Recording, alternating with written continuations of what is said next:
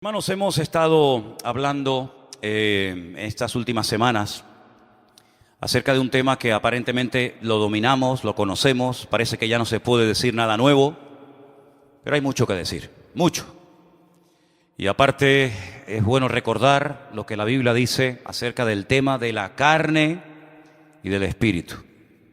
Toda la Biblia, prácticamente todo el Nuevo Testamento, las cartas de Pablo, giran en torno a esta enseñanza, a este cambio de vida. Romanos nos dice que los que están en Cristo tienen que vivir según el Espíritu, no según la carne.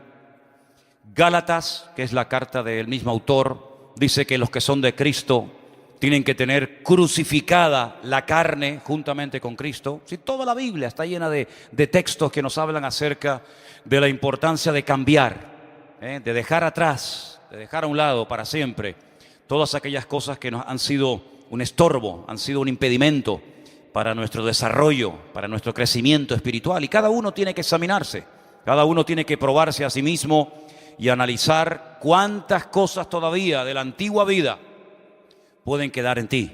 Costumbres, actitudes, recuerdos, etcétera, etcétera. El día jueves, para los que estuvieron y para los que no pudieron estar, leíamos una porción en Génesis 25, si quieren venir conmigo un momentito. Génesis capítulo 25, leíamos esa porción por una razón principal. Y es porque allí encontramos a dos hermanos gemelos, Jacob y Esaú, hermanos lógicamente del mismo padre, de la misma madre, pero son tan diferentes el uno del otro, tan distintos, por fuera, por dentro, son como dos personas completamente diferentes. Y me animé a hablar de estos hermanos, me animé a leer algo de Génesis 25, porque quería buscar un pasaje de la Biblia que pudiéramos verlo de una forma clara, para que viéramos la gran diferencia, el abismo que tiene que haber entre una persona que vive en la carne y una persona que vive en el espíritu. No pueden mezclarse las cosas. Ustedes saben, yo lo he dicho muchas veces, que Dios tiene no quiero decir ni la palabra manías, ni la palabra tendencias, porque ninguna encajaría, pero Dios tiene algo que de una forma especial no le gusta, y es las mezclas. Fíjense que cuando el Señor le dio su palabra al pueblo de Israel, a los que eran agricultores, les prohibió sembrar en el mismo campo diferentes semillas. No podían, a veces vamos por aquí por algún campo y ves una cosecha de papas y también ves maíz plantado en la misma tierra. Eso en los tiempos bíblicos estaba totalmente prohibido. O sembrabas una cosa o sembrabas otra. No se podía sembrar diferentes géneros en la misma tierra, no se podía mezclar. A la hora de arar, a la hora de preparar el terreno, pues no había tractores, evidentemente. Se araba con yuntas de animales. Y puede ser que tuvieras un buey y tal vez tuvieras un asno, o tuvieras una mula, o tuvieras un camello. No podías juntarlos, no podías ponerle el yugo a dos animales de diferente raza para arar en el mismo campo. De ahí viene la palabra que Pablo le dice a los corintios: no os unáis en yugo desigual. O aras con mulas o el campo vas a arar con bueyes, pero no puedes mezclar un animal con otro y arar el mismo campo. La forma de vestir hasta el día de hoy son muy escrupulosos en eso. No se puede vestir con ropas de diferentes materiales. No te puedes poner ropa de lino y ropa de lana, o ropa de seda y ropa de algodón. A lo mejor el pantalón es de un material y la camisa es de otra. Eso estaba totalmente prohibido, y hasta el día de hoy en el pueblo de Israel eso se lleva a rajatabla. Los injertos, algo tan común, ¿verdad? Hoy en día. A veces uno está comiendo una pera, pero a lo último que sabe es a pera. Te sabe a cualquier otra cosa menos a pera. Por el tema de los injertos. En la Biblia estaban totalmente prohibidos los injertos. Y así podríamos hablar de docenas y docenas de cosas que la Biblia prohibía mezclar. Y una de las cosas que no podemos mezclar, ni pretender vivir un poco en la carne y un poco en el espíritu, es totalmente una cosa opuesta a la otra. Y por eso en Génesis capítulo 25 vimos el nacimiento y la vida de estos dos hermanos gemelos tan diferentes entre sí. Vamos a volver a leer la porción, por favor, para recordar un poco lo que hablamos el jueves antes de entrar en materia. En Génesis capítulo 25, dice la Biblia en el verso 21 que Isaac oró al Señor por su mujer, que era estéril, y lo aceptó el Señor y concibió Rebeca, su mujer. Ahí estuvimos analizando las palabras claves en hebreo, en el texto original, para ver la diferencia. Y decíamos que sí, él oró, pero la forma como está la palabra nos da a entender de que no fue una oración superficial, una oración así por encima, sino una oración ferviente, una oración con ganas, una oración con fervor. Y dice que el Señor oyó, el Señor aceptó. Y vimos también que la palabra, lo explicamos bien el jueves, es que Dios se dejó convencer por la oración que Isaac le presentaba al Señor. Es decir, Isaac oraba, evidentemente tuvo que presentar algunos argumentos, como por ejemplo que era el hijo de la promesa, era el hijo de Abraham y cualquier otro argumento más. Y dice la Biblia que el Señor dice, está bien, digamos que entre comillas, ¿no? Entre comillas, me has convencido. ¿Qué quieres? ¿Quieres ser padre? ¿Quieres que sane a tu mujer? Venga, te lo concedo. Entonces vemos que este hombre no oró de una forma superficial, de una forma religiosa, sino que se metió en serio con Dios. Y esta oración la hizo, dice la Biblia, cuando tenía 40 años. Esa es la edad con la que se casó este hombre, Isaac, 40 años. Y dice que cuando nacen sus dos hijos, Jacob y Esaú, tiene 60 años. ¿Quiere decir esto que estuvo 20 años orando? ¿O quiere decir esto que durante muchos años no oró y no le dio importancia a esta situación, pero llegó un momento en el que él oró? Hermanos, sea como sea, la cuestión está en que él no se iba a resignar, no se iba, a autoconvencer de que esto es lo que le había tocado en la vida. Bueno, mi mujer es estéril, queremos ser padres, pero no se puede. No, sino que dice la Biblia que ellos oraron, él, no ella, él oró fervientemente, se paró frente a ella, dice la Escritura, y quedó embarazada, milagrosamente. Claro, él sabía perfectamente que él era un producto de una oración de fe hecha por su propio padre, el patriarca Abraham, porque la Biblia cuenta que su madre, Sara, también fue durante un tiempo estéril. Por lo tanto, él sabía perfectamente que ya Dios ya lo había hecho. Por lo tanto, si Dios lo ha hecho una vez, puede volver a hacerlo otra vez. Y dice la palabra de Dios que llegó el momento en el que ella se da cuenta de que está embarazada. No había ecografías en aquel tiempo, pero me imagino, perdónenme hermanas mi ignorancia, es que nunca estaba embarazado, entonces hablo desde la teoría, no puedo hablar desde la realidad. Me imagino que ustedes sabrán cuándo están y cuándo no están, ¿no? Hay síntomas, ¿no? Hay, ¿sí o no? Amén. Tres, las demás no se dieron cuenta hasta que parieron. Bueno, está bien, no hay problema. Lo curioso es que ella llevó muy mal. En vez de ser esto una bendición, mira hermano, los hijos tienen que ser siempre una bendición para la vida de los padres. ¿Cuántos dicen amén? Un hijo no te puede apartar de los caminos del Señor. Un hijo no te puede apartar de la lectura de la Biblia. No, es que no voy porque el niño, no es que no voy porque, es que no leo porque el niño.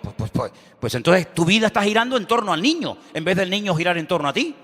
Los hijos tienen que ser una bendición, nunca un impedimento. Claro, para algunos es la excusa perfecta. Es que el niño estaba malito, es que el niño no tenía ganas, es que la niña se me cayó, es que el niño se tropezó, es que el niño se quería peinar, Pero Isaac entendió y Rebeca entendieron que los hijos son una bendición, y cuando ustedes, parejas jóvenes, tengáis hijos, es cuando más tenéis que congregaros. Porque los hijos, dice la Biblia, que son la herencia, son la bendición de Dios para la vida de los padres. ¿Cuántos dicen amén?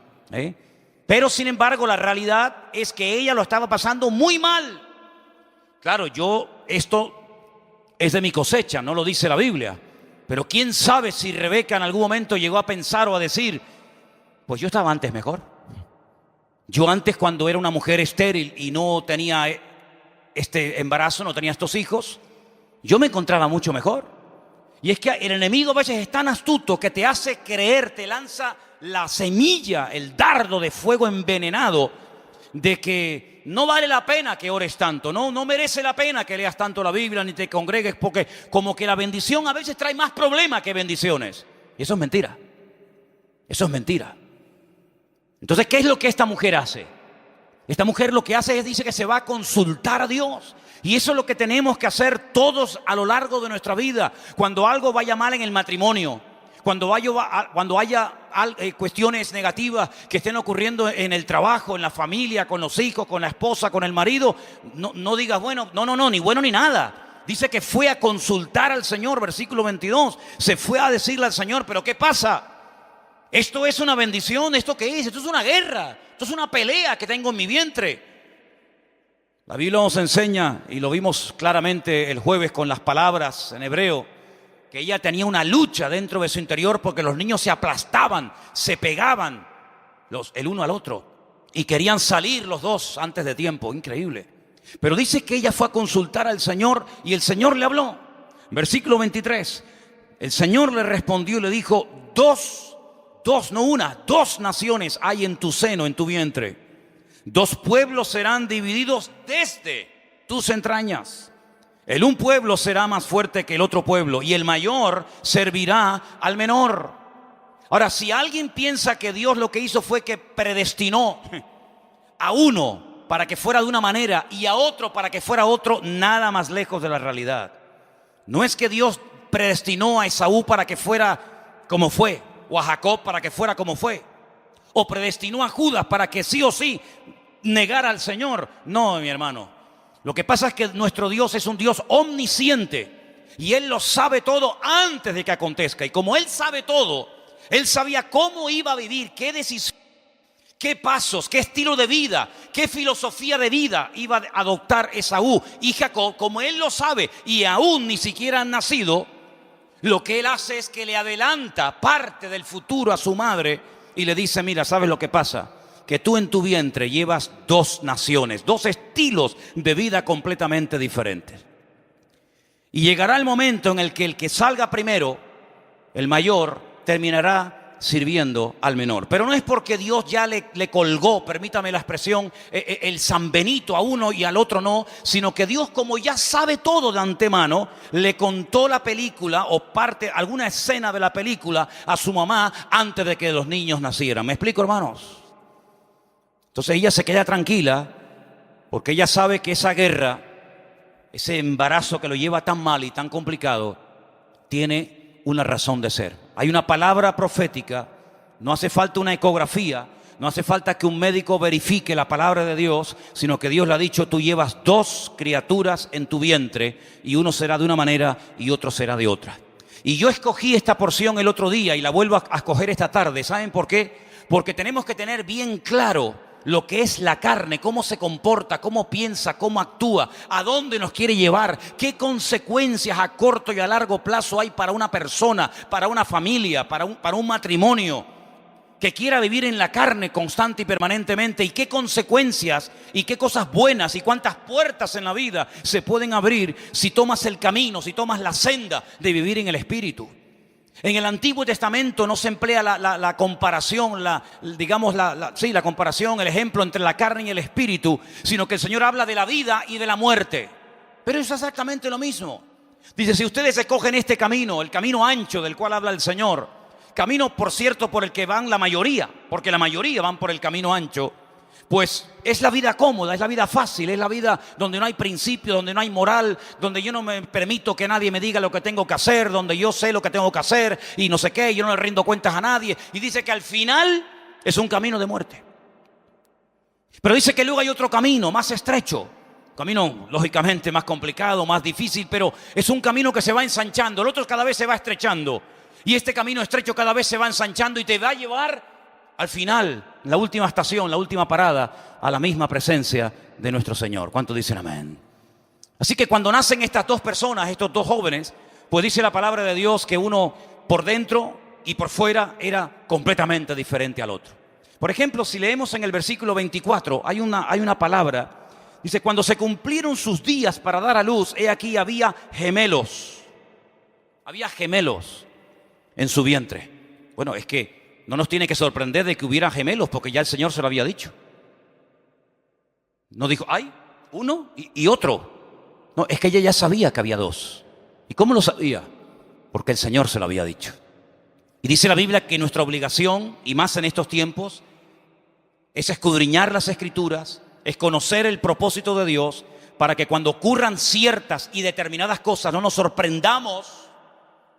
Como dice el apóstol Pedro, no os sorprendáis, hermanos, como si alguna cosa extraña os estuviera aconteciendo, sino considerad y recordad lo que ya os he dicho, de que estas cosas que les están ocurriendo a ustedes también le están ocurriendo a nuestros hermanos en otras latitudes, en otras naciones y partes de la tierra. Por lo tanto, no se sorprenda, lo que tiene es que recordar la palabra que Dios nos da cada semana y tenerla en el corazón para que cuando llegue la oportunidad, cuando llegue la situación o las circunstancias, puedas recordar que eso ya se te dijo que iba a ocurrir.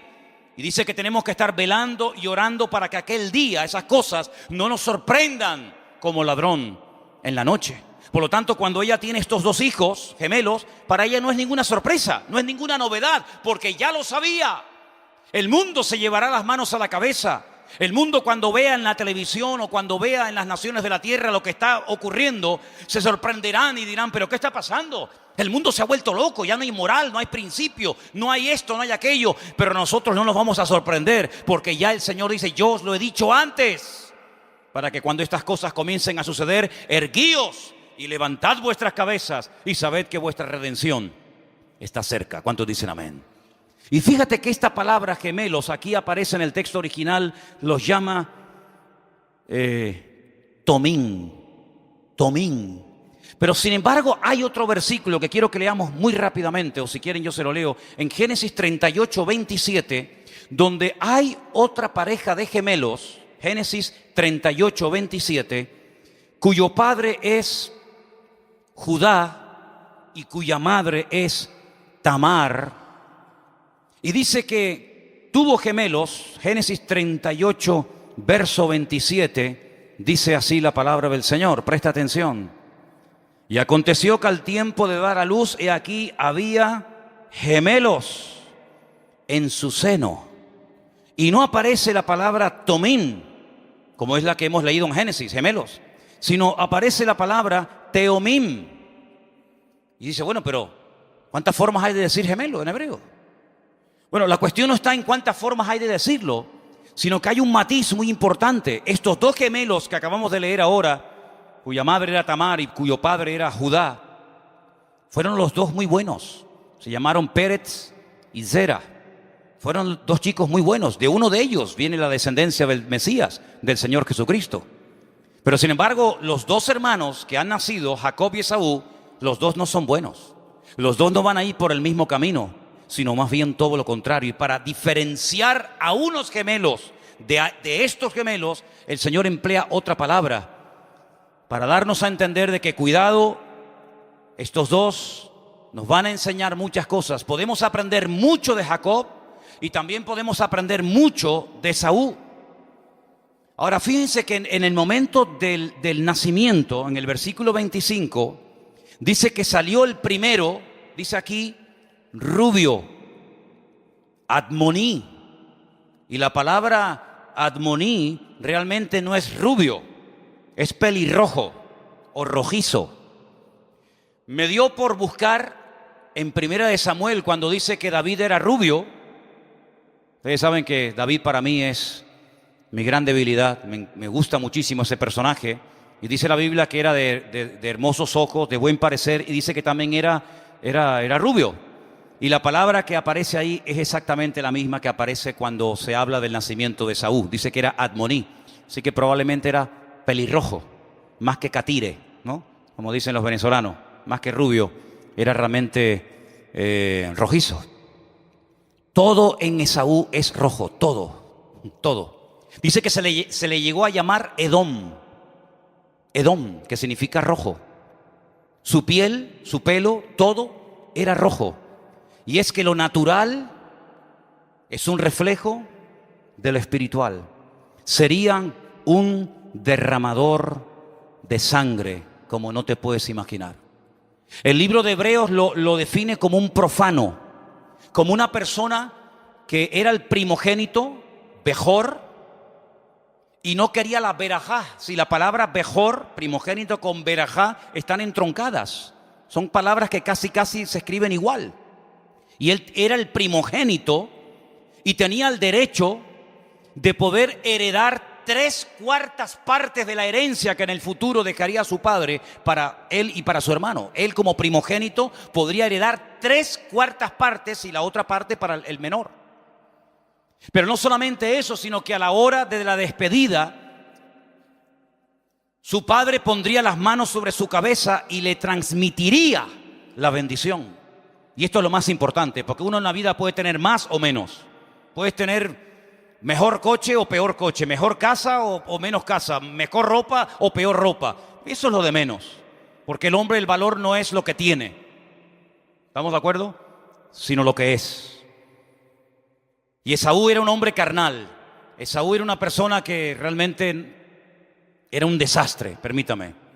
Pero cuando el padre orara por él y le transmitiera la bendición, su vida iba a cambiar completamente. Porque dice la Biblia que lo que enriquece, y lo dice Proverbios, ustedes lo saben, lo que enriquece la vida de un hombre no es lo que tiene, sino es la bendición de Dios.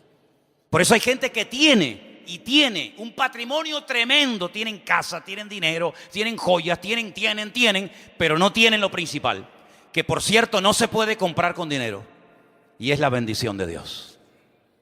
Así que hay gente que tiene cosas pero no tiene la bendición de Dios. Pero teniendo la bendición de Dios, uno lo tiene todo. ¿Cuántos dicen amén?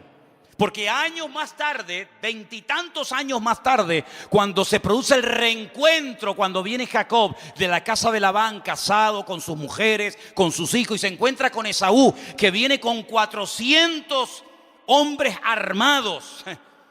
Y Jacob tiembla porque dice: este hombre viene a por mí, a matarme. Cuando ellos se encuentran, pues allá hay un juego de palabras muy bonito y muy interesante, porque Esaú dice: yo tengo de todo. Y Jacob le dice: yo tengo todo gracias a Dios. Como diciendo: tú tienes de todo, pero tú no tienes la bendición. Yo tengo todo y tengo encima la bendición de Dios. Y por eso es un hombre que llegó a pelear físicamente, dice la Biblia, con un ángel, con un varón, porque él le dio valor a lo largo de toda su vida a tener la bendición de Dios. Yo creo que algunas personas, si tuvieran más la bendición de Dios, no se afanarían tanto por tener y por conseguir tantas cosas en la vida. Hay gente que toda la vida se la han pasado peleando para tener y tener cosas, para llegar a una edad en la vida y tener una estabilidad, una especie de bienestar. Mi casita, mis no sé qué, mis no sé cuántos. Pero nunca han peleado con la misma fuerza y con la misma intensidad para tener la bendición de Dios. Y Jacob fue un hombre que peleó. Yo sé que el fin no justifica los medios, pero Jacob fue un hombre que siempre valoró el tener la bendición de Dios sobre su vida. Y yo animo a todos los que están aquí presentes y todos los que nos están escuchando y viendo en sus casas, que lo que busquemos en la vida, por lo que debemos de luchar, es por la bendición de Dios. Porque todo lo que tienes así lo puedes perder en décimas de segundo. He conocido gente, no mucha, pero he conocido algunas personas que invirtieron su dinero en acciones, en bancos, y tenían una confianza tremenda porque les habían prometido que los intereses iban a ser maravillosos, y lo han perdido todo y todavía no se han recuperado del palo que se llevaron. Pero cuando Dios te da una bendición, nada ni nadie te la puede quitar. Ningún banco, ningún hombre, ninguna mala mujer, ningún mal amigo. Nadie te puede robar la bendición de Dios. Porque dice la Biblia que Dios no añade maldición con la bendición. ¿Cuántos dicen amén? Y hermanos, cuando este hombre nace, Esaú nace, dice que lo llamaron Esaú. Lo llamaron Esaú, como tenemos en nuestras Biblias. Y esta palabra es muy interesante porque es una palabra que viene de una raíz hebrea que significa que ya está terminado. El nombre Esaú, de Esaú, viene de algo que da a entender como que ya está terminado, ya está hecho, ya está completo. ¿Qué es lo que quiere decir la Biblia? No se sorprendan por lo que les voy a decir. Cuando vieron el cuerpo de Esaú tan peludo, dijeron: Es como un hombre en el cuerpo de un bebé. Eso fue lo que pasó cuando vieron a Esaú. Por eso dice que lo llamaron. Dijeron, ahí va, es un Esaú. Es un hombre terminado en un cuerpo de un niño pequeñito, de un bebé. Qué cosa tan curiosa, ¿no? Es decir, ya está todo terminado. Solamente tendrá que ir creciendo, pero tiene todo el pelo, todo. Claro, si llegara a hablar, hablaría. Hola, ¿qué tal? Me llamo Esaú. Ya hasta la voz la había cambiado de pequeñito, ¿no? Tremendo, ¿no? Sin embargo, dice que a Jacob lo llamaron Jacob, porque cuando salió agarró el Ekev, Jacob, Ekev, agarró el talón de su hermano, y dice que ahí lo agarró, y eso llamó la atención a los que estaban allí en el parto, y dijeron, mira, viene trabado del calcañar del talón de su hermano, y por eso su nombre tiene que ver con la letra Yod, con la palabra que hace referencia al talón. Y dice la Biblia que sería un suplantador, y nos da a entender por todo el contexto y por todo lo que podríamos leer y estudiar, que al final de los tiempos, cuando la gloria y la influencia de Esaú bajara y menguara, es cuando la gloria de Jacob, que después sería Israel, se levantaría sobre todas las naciones de la tierra. Yo creo que el pueblo más perseguido de toda la historia de la humanidad, sin lugar a dudas, ha sido el pueblo de Israel. Ha habido pueblos que los han perseguido mucho menos, muchísimo menos, y durante muchísimo menos tiempo que al pueblo de Israel, y han sido exterminados.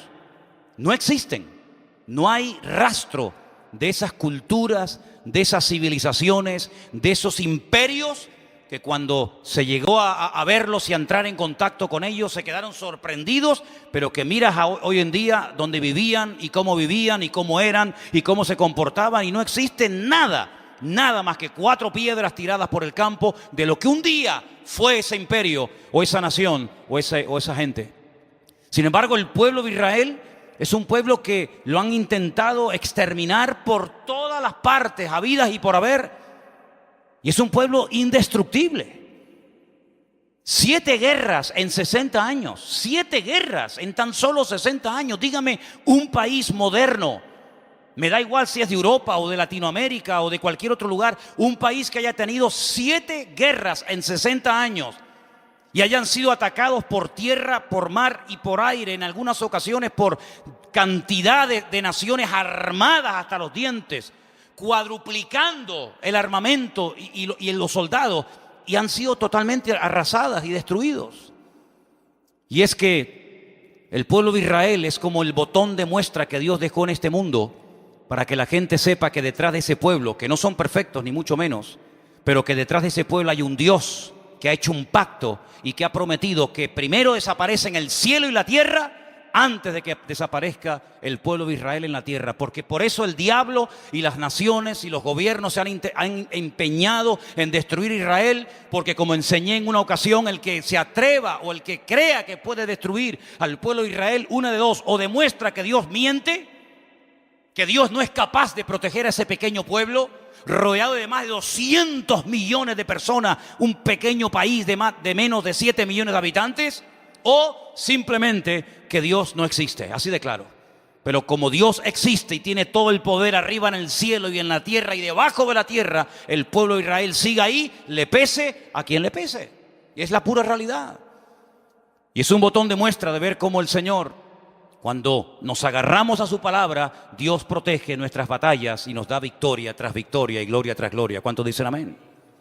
Ahora, me llama mucho la atención que en la porción que se leyó esta tarde, que nuestro hermano Luis leía en 1 Corintios capítulo 3, Pablo utiliza una palabra para dirigirse a un grupo de creyentes, a una comunidad, a una iglesia, y los llama carnales. ¿Pueden abrir 1 Corintios 3, por favor? Pablo dice que son unos niños, pero ¿son cristianos o no? ¿Son creyentes o no? Sí, son creyentes. No se cuestiona la salvación de la iglesia de Corinto. Son creyentes, sí, claro. Capítulo 1 dice el apóstol Pablo: nada os falta en ningún don. Son creyentes, ya lo sé. La mayoría de ellos están bautizados. Son miembros, por decirlo en términos modernos, activos de la iglesia de Corinto.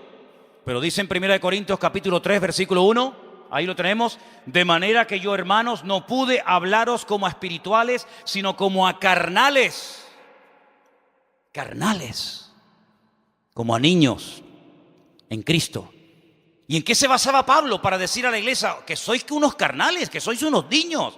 Que no estoy tratándoles como si fuerais inconversos. Yo sé que no sois inconversos. El problema vuestro no es que sois inconversos. El problema vuestro es que no habéis crecido, no habéis madurado, os habéis quedado estancados y sois carnales y sois niños en Cristo. El siguiente versículo, el versículo 2, nos da algunos argumentos en los que se basa el apóstol Pablo para llamar a estos hermanos niños y carnales. Dice: os di a beber leche y no vianda, porque aún no erais capaces ni sois capaces todavía. No es un problema del pasado, es un problema del presente actual. Porque aún sois carnales. Y ahora escucha: pues habiendo entre vosotros celos, contiendas, otra versión dice cismas, divisiones, disensiones, ¿no sois carnales y andáis como niños?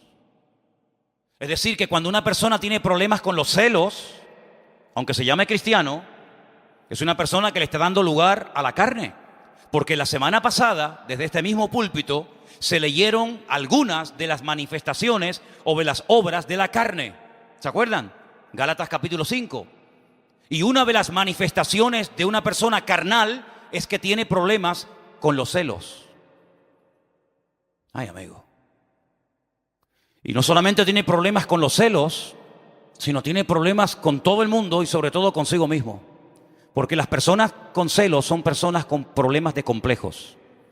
Tienen una falta de seguridad, una estima por los suelos, y entonces piensan que alguien les va a robar lo que tienen, les va a quitar lo que tienen, porque en el fondo tienen inseguridad.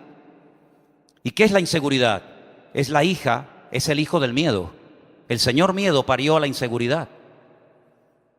Y dice la Biblia que el perfecto amor echa fuera al temor.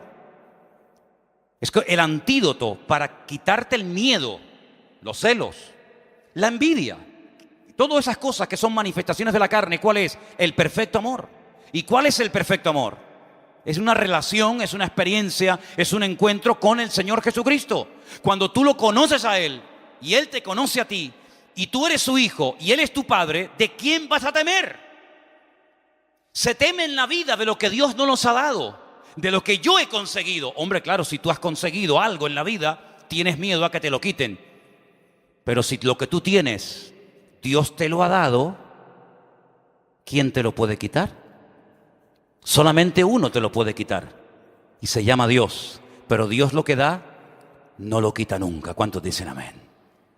Cuando uno entiende esto y uno interioriza estas verdades, tú dices: miedo a que venga uno más guapo que yo y se lleve a mi mujer. Pero si no hay nadie más guapo que yo. Miedo a que venga alguien y me robe la congregación. Pero si Dios me ha puesto aquí, ¿quién me va a quitar a mí la iglesia? ¿Quién?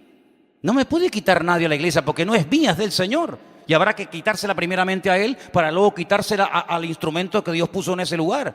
Cuando uno tiene claro quién es, cuando uno tiene claro su identidad en el Señor, uno puede dormir en paz, ir por la vida tranquilo, seguro. No está siempre imaginándote, sospechando, ¿verdad? Hay algunos que tienen el don, no de discernimiento de espíritu, se llama el don de la sospecha. Siempre están sospechando de todo y de todos. Pero cuando uno tiene su identidad y su vida escondida con Cristo y Cristo en Dios, puedes dormir en paz, puedes salir de tu casa y no tienes ningún temor. ¿Por qué? Porque todo lo puedo en Cristo que me fortalece. Y por eso, amados hermanos, tenemos que trazar una línea entre lo que es la vida en la carne y la vida en el espíritu, porque uno de los problemas que tenían nuestros hermanos de Corinto es que Pablo quería profundizar, Pablo quería llevarlo a aguas más profundas, los quería llevar a una relación más profunda con el Señor. Dice: y no puedo no porque no quiera, sino porque si yo les doy ahora a ustedes vianda, si les doy alimento sólido, ustedes no van a ser capaces de comerla, porque los niños solamente comen leche. Llegará el momento cuando crezcan y maduren que puedan con los dientes masticar comida y no hay ningún problema. Pero si a un niño le damos alimento sólido, le hacemos daño y lo matamos. Y por eso el apóstol Pablo habla continuamente en sus epístolas y otros también de crecer, de avanzar, de madurar, de ir adelante, de dejar atrás los rudimentos, de no quedarnos estancados, de no acomodarnos, de no apoltronarnos, de no decir, bueno, yo ya más o menos controlo, además yo ya con la edad que tengo tampoco me voy a complicar mucho la vida. Querido, no vivas una vida raquítica, una vida pobre, una vida sin propósito, sin sentido, sino que la vida de un hijo de Dios tiene una meta, tiene objetivos que cumplir, pero no lo vas a poder cumplir en la carne. En la carne, ¿sabes lo que se puede hacer? Muchas cosas, y los resultados que tendrás serán resultados basados en la carne. Mira, por ejemplo, el padre de este muchacho, el padre de Isaac, el padre de Jacob y Esaú, dice la Biblia que cuando él quería ser padre y el hijo no venía, y la promesa de ser padre no se cumplía, no se le ocurre otra cosa a su esposa de decirle, oye, tenemos una criada, al fin y al cabo es como una propiedad. En aquellos tiempos, perdonen, pero era así. Es una propiedad nuestra. Si el Señor no me ha permitido darte hijos, pues acuéstate con ella, mantén relaciones con nuestra criada, con Agar, y a ver qué pasa. Oye, quedó embarazada enseguida. Y es que en la carne, tú y yo somos capaces de conseguir cosas en la vida. De hecho, hay gente que cuando vienen a la iglesia, cuando vienen a los pies del Señor, todo lo que tienen en la vida no los han conseguido por el Señor, lo han conseguido en la carne. Y es que en la carne uno puede decir, tengo esto y tengo y he hecho y construido y edificado y he ido para acá y he ido para allá y tienes todo tu currículum encima de la mesa. Pero dice la Biblia que delante del Señor, si crees que eso te va a abrir puertas y te va a favorecer el camino para Dios, el concepto que tiene de todo lo que para nosotros es lo máximo y lo sublime es trapos de inmundicia. Dios dice, a mí esto no me sirve de nada. Yo sinceramente esto no me sirve de nada. Contigo hay que empezar de cero. Y claro, ¿quién quiere empezar de cero, amigo? Poca gente quiere empezar de cero. Y es interesante notar porque cuando vamos a la palabra de Dios nos encontramos, enseguida Agar le comunica a su amo Abraham, estoy embarazada, nace el hijo y al final fue un desastre y todos conocemos la historia. El Señor tuvo que decirle, echa a su madre, echa al hijo. Y de ahí vienen una serie de naciones que iban a recibir la bendición de Dios, que aún tienen la bendición de Dios, pero este no es el hijo de la promesa. Esto es lo que tú has hecho en la carne, en el yo. Pero esto no es lo que yo he hecho a través de tu vida, ¿te das cuenta?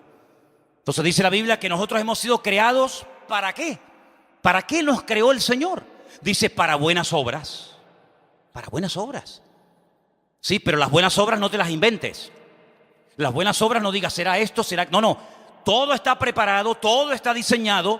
Yo te he creado para buenas obras, pero las obras que yo he creado de antemano, que te iré mostrando en el camino para que hagas lo que yo quiero que hagas, para que no te lleve otra vez la gloria tú. Y entonces dice la Biblia que cuando ya no había ninguna posibilidad de que hubiera un nacimiento milagroso, es cuando Dios actúa. Un hombre con 100 años, dice la Biblia que llegó a ser padre de multitudes. Y eso es lo que Dios hace cuando nosotros nos arropamos y nos ponemos en las manos del Señor. ¿Cuántos dicen amén? Así que los corintios no podían crecer, no podían madurar, porque eran niños en Cristo. Ahora, volviendo un poco atrás, yo les dije al principio que cuando tenía problemas con ella misma, esta mujer, Rebeca, se fue a consultar ¿a quién? Al Señor. ¿Saben? Hoy leía en la Biblia, porque me vino a la cabeza, digo, se fue a consultar al Señor. Hay otra persona que dice que también se fue a consultar. Vamos a leerlo. Estamos en Primera de Samuel, capítulo 28. Ya seguramente algunos dirán, sí, ya sé de qué se trata. Primera de Samuel, capítulo 28. Yo sé que ustedes saben mucho. Ustedes yo sé que saben una barbaridad. Algunos cuando yo predico dicen, no, eso ya lo sé. Ya. Bueno, entonces esto es para los que no lo saben. Primera de Samuel 28, verso 4. Otro carnal, pero peor que el anterior, porque no hay nada peor que un carnal con autoridad. No hay nada peor que un carnal con dinero. ¿Quieres conocer a una persona de verdad? Dale poder y dale dinero. Y ahí se va a manifestar cómo es realmente. Hay algunos que dicen, no, su currículum está limpio. No hay casos de corrupción. No han hecho nada malo. Claro, porque han sido unos desgraciados hasta hace media hora. Pero espérate que tengan poder y autoridad y van a robar más que estos. Y si no, al tiempo. Primera de Samuel 28:4. Se juntaron los filisteos, vinieron y acamparon en Sunem, y Saúl juntó a todo Israel y acampó en Gilboa. Verso 5. Cuando vio Saúl el campamento de los filisteos, ¿cuando vio qué? Cuando vio, dígalo fuerte, el campamento de los filisteos, ¿qué tuvo? Miedo. Si habéis resucitado, poner la mira en las cosas de arriba, no en las de la tierra. David llegó al campamento y no miró el campamento solamente de los filisteos, sino que miró a Dios y dijo: estos no son nada comparado contigo. ¿Qué son estos 4 desgraciados? Pero Saúl solamente miraba lo que tenía delante de sus ojos, y al no mirar a Dios, tuvo miedo. Y el miedo es uno de los peores consejeros de la vida, porque además el miedo tiene una cosa muy tremenda, y es que es contagioso. Tú ponte al lado de uno que tenga miedo y tú tendrás miedo como él. Ponte a vivir al lado de un valiente y serás otro valiente como él. Dice la Biblia que cuando iban a pelear con David iban como leones. Los mirabas a la cara y dice que tenían la cara como leones. Cuando iban los soldados detrás de Saúl, dice que iban detrás de él en obediencia, pero temblando, muertos de miedo. Tremendo, ¿no? Cuando vio Saúl el campamento de los filisteos, tuvo miedo, se turbó su corazón. Consultó Saúl al Señor, pero el Señor no le respondió, ni por sueños, ni por Urim, ni por profetas. Bueno, todos sabemos por qué no le respondía al Señor, porque hay gente que solamente se acuerdan de Dios cuando están mal. La mayoría de la gente son así, cuando están mal, cuando el negocio va fatal, cuando la mujer está enferma, cuando el niño no sé qué, cuando el padre no sé cuánto, cuando me duele por aquí, ¡ay, Dios mío! Cuando él clama al Señor, el Señor dice que no le responde. No le responde. Entonces, ¿qué es lo que hace? En vez de humillarse y pedir perdón, decir: Señor, tú no me respondes por esto, por esto, por esto y por esto. Si no es que tú seas un niño caprichoso que has dicho: a este lo bendigo y a este lo maldigo, a este lo levanto y a este lo hundo. No, no, no es por eso. Si él se hubiera humillado y hubiera pedido perdón al Señor, todo hubiera cambiado. Pero ¿qué es lo que hace? Dice que dijo: buscadme a una mujer que tenga espíritu de adivinación. Oye, ¿te has dado cuenta que en la Biblia ningún hombre tiene espíritu de adivinación? ¿Qué es espíritu de adivinación? Una mujer que sepa manipular el mundo espiritual. Espíritu de adivinación no es esa. Perdonen, hermanas, no se ofendan conmigo. Si se ofenden me da igual, pero se lo voy a decir. El instrumento más poderoso en esta vida para ser usado por Dios es la mujer. Una mujer en las manos de Dios se come a 20 hombres. Créanme, es lo más poderoso que hay. Por eso en la Biblia Dios le tuvo que poner ciertas limitaciones a las mujeres, porque si no ustedes nos comen con papas a todos nosotros. Y encima nosotros nos creemos que somos el rey del mambo. Pero no hay instrumento más poderoso en las manos del diablo que una mujer. Porque cuando el hombre va, la mujer vino, se sentó y ya está tomándose el postre. Y este bobo aún no ha ido. Amigo, buscadme a una mujer, no dice a un hombre. No, buscadme a una mujer que tenga un espíritu de adivinación. Alguien que sepa manipular las cosas. Y claro, el que busca encuentra, en lo bueno y en lo malo. Buscadme a esa mujer, yo voy a ir a ella y le voy a preguntar. Y sus criados le dijeron: aquí hay una mujer en Endor que tiene espíritu de adivinación. Sabían hasta dónde vivía. Se disfrazó. ¿Se disfrazó para qué? Se disfrazó Saúl, se puso otros vestidos. Aunque la mona se vista de seda, mona se queda. Y se fue con 2 hombres. Hasta le da miedo ir solo a hablar con ella. Tiene que ir acompañado. Es como decir: ¿me acompañas al baño? Igual. Vinieron a aquella mujer de noche y le dijo, de noche, fíjate: yo te ruego que me adivines por el espíritu de adivinación y me hagas subir a quien yo te dijere. Fíjate, cuando aquella mujer lo estaba pasando mal, ella no protestó, no se quejó en contra del Señor, No dijo, esto no es una bendición, esto es un desastre, yo quiero abortar, yo no quiero ser madre, quítame esto de mí. No, ella se va a consultar al Señor, se refugia en el Señor y el Señor le da palabra, la consuela, la anima. Y hermanos, esa palabra esta mujer la tomó y después vamos a ver detalles muy interesantes, cómo esta mujer creyó a la palabra del Señor, cosa que su marido no hizo. Sin embargo, este hombre va a consultar a quién, al enemigo. Si no me responde Dios, pues que me responda el diablo. Tremendo. Y dice la Biblia que al día siguiente Saúl, se suicidó. Toda persona que entra en contacto con tabla de la ouija, con brujos, con santeros, con adivinos, con magos, con umbanda, quimbanda, candomblé y toda esta basura que el diablo tiene esparcida por todas las naciones de la tierra, terminas atado, ciego, destruido y muerto, querido hermano. Así de claro. Porque el diablo viene a hurtar, a matar y a destruir. Y si tú te crees que a ti no te va a pasar lo que le pasó a fulano, te engaña. Estás tan ciego que ni siquiera ves que estás peor que aquel. Dice la palabra de Dios que terminó quitándose la vida. Y ese día que Saúl cayó, cayeron todos los que estaban con él. Ándate con ojo con quién estás pasando tu tiempo. ¿Cuáles son? ¿Dónde están tus amistades? ¿Dónde está tu corazón? Porque dice la Biblia que ese día cayeron todos los hijos en el mismo monte Gilboa donde Saúl murió. Incluso el íntimo amigo del rey David, Jonatán. Amigo mío, que tu amor me fue más dulce que el de las mujeres, dijo David cuando se enteró de la muerte de su amigo Jonatán. Así que, hermanos, una consulta a Dios, otro consulta al diablo, y el que consultó al diablo terminó sus días antes de tiempo, murió antes de tiempo, acortó sus años, porque cuando una persona desobedece a Dios, acorta sus años de vida. Uno dice, ¿cómo? ¿Qué cantidad de gente joven está muriendo, no? ¿No se han dado cuenta? Yo todos los días, o casi todos los días, leo las esquelas. Antiguamente la gente moría muy anciana, cada vez la gente te encuentras y dice, pero mira, un 24, 40, 28, 30 y tanto.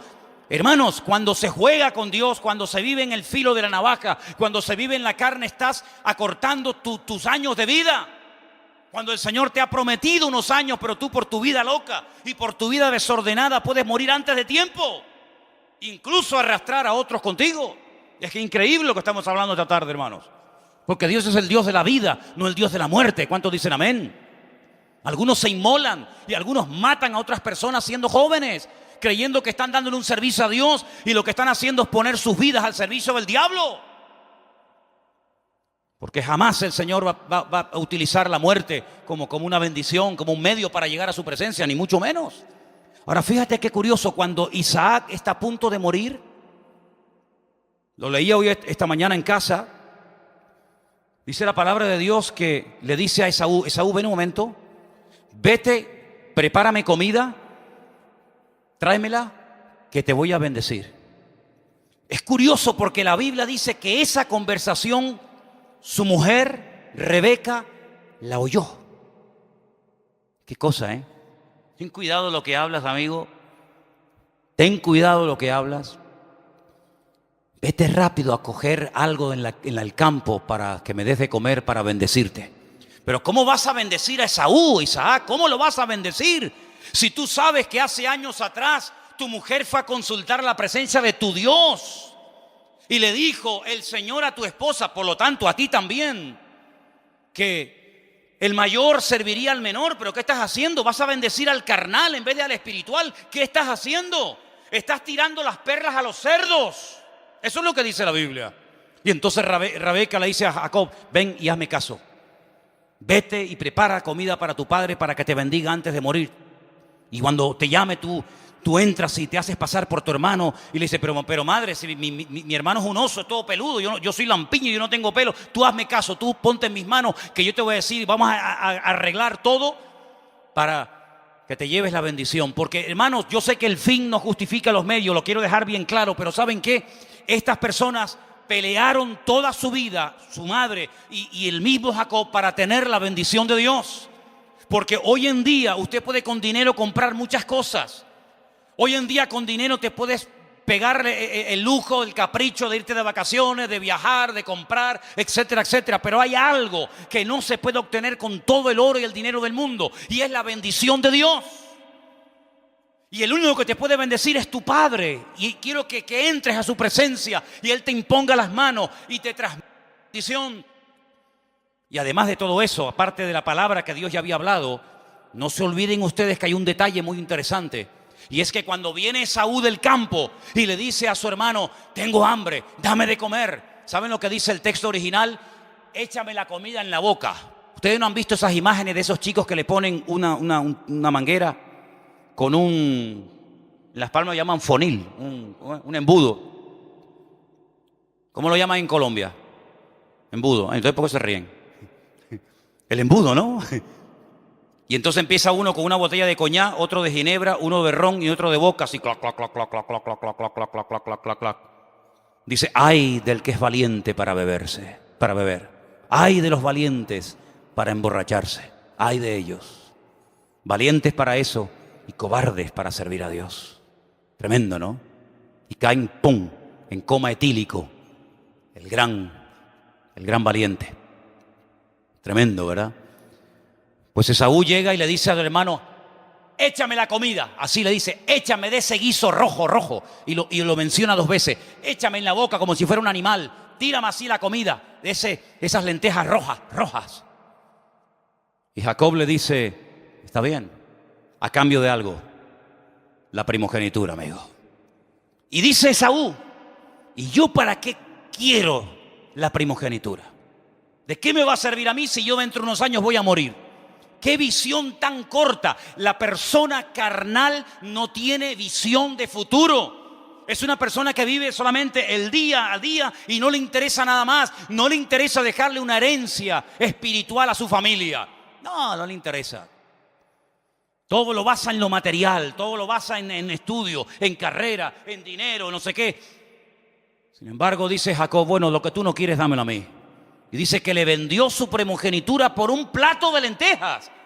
Ese es el valor que le está dando a la bendición de Dios. Hermanos, ¿ustedes valoran la bendición de Dios?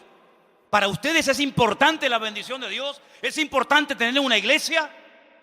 Pues cuídenla y peleen por ella. ¿Es importante que ustedes en su vida tengan a unos pastores? ¿Sí o no? Pues cuídenlos. Es importante tener instrumentos y tener un lugar donde reunirnos y tener una página web que podemos bendecir al mundo. Es importante las bendiciones que Dios nos está dando, pues pelee por ellas. Dice hasta la sangre si hace falta pelear por la bendición de Dios. Eso es lo que Pablo dice al final de su vida. He peleado. ¿Pero qué has peleado? ¿Por qué has peleado? ¿Te has reventado para qué? ¿Para qué te has reventado? No, yo me he reventado y he peleado la buena batalla. No cualquier batalla. He peleado la buena batalla. He acabado la carrera y he guardado la fe. Y eso es vivir en la carne y eso es vivir en el Espíritu. Obtener la bendición de Dios, crucificar la carne, consultar con el Señor, esperar en Dios hasta que Dios me hable, no entrar en desesperación, en amargura, en queja, en lamento, sino decir, bueno, Dios tiene todo bajo su control. ¿Cuántos dicen amén?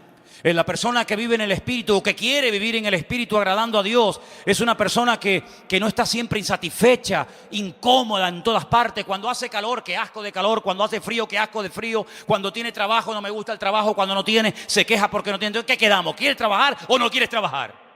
Sí, pero siempre hay un pero, una insatisfacción constante y permanente. Es una señal, es el botón de muestra de una persona carnal. Nada espiritual, la insatisfacción, nada le llena. Siempre está buscando un juguete para entretenerse. Cuando no es el coche, es la moto. Cuando no es la moto, es la avioneta. Cuando no es la avioneta, es la natación. Cuando no es el parapente. Cuando no es el trompo. Cuando no es el yoyo. Y cuando no, yo qué sé lo que es. Es una insatisfacción permanente. Sin embargo, dice la Biblia que la persona espiritual es la persona que vive en paz. ¿Cuántos dicen amén? Con lo mucho y con lo poco, vive en paz. Porque para vivir en paz no hace falta tener, sino lo que hace falta es la bendición de Dios.